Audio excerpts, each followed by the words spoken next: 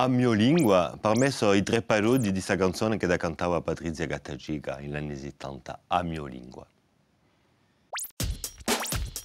Quando è che voi ho imparato a fare la corsa?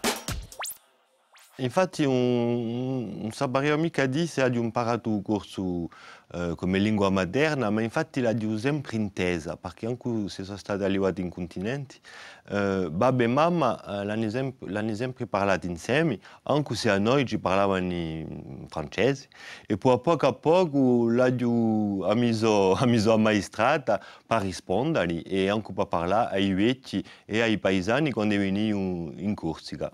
E poi dopo, quando sono venuto in Corsica, era l'apertura dell'università e tanto mi sono subito iscritto ai studi corsi e qui posso dire che è qui che l'ho veramente imparata. Quando la dublate a lingua corsa? La lingua corsa la dopo in famiglia, posto che con la famiglia abbiamo l'abitudine di parlare sempre in corso, soprattutto con i vecchi.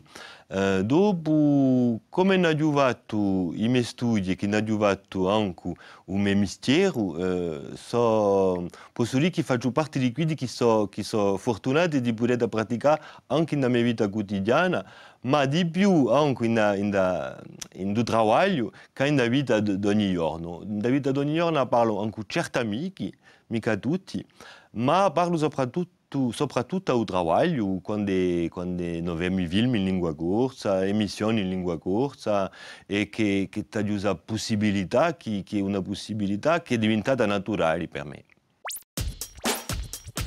Chi rappresenta per voi la lingua corsa? Infatti, a mio lingua, io direi a mia lingua, per me è veramente questa canzone di Patrizia Gattagica, posto che l'ho studiata questa canzone e mi sono detto, ma che rappresenta, che vuol dire questa canzone? E mi sono visto che era infatti tutto, era tutto, era il centro di tutto e anche senza come si navighi.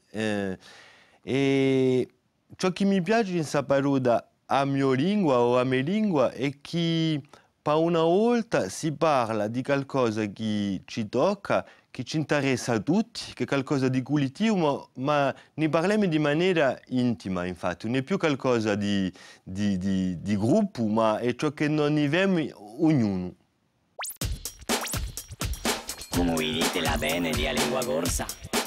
Allora, se tu vuoi teorizzare la vena della lingua, mi dico, non si anche avere la spariscia, ma mi dico che ci vuole fare tutti insieme i vostri sforzi perché dopo si avere una piazza di più di primore, infatti, in nostro quotidiano. E io ciò che vedo come lavoro è che quando diventa lingua di upani, infatti che è un lavoro, io non la vedo più della stessa maniera, non è più qualcosa che è accessoria, infatti diventa qualcosa di centrale e non si pone manco più a questioni. E ciò che mi piacerebbe è che a un momento dato non si ponesse manco più a questioni della piazza della lingua, infatti.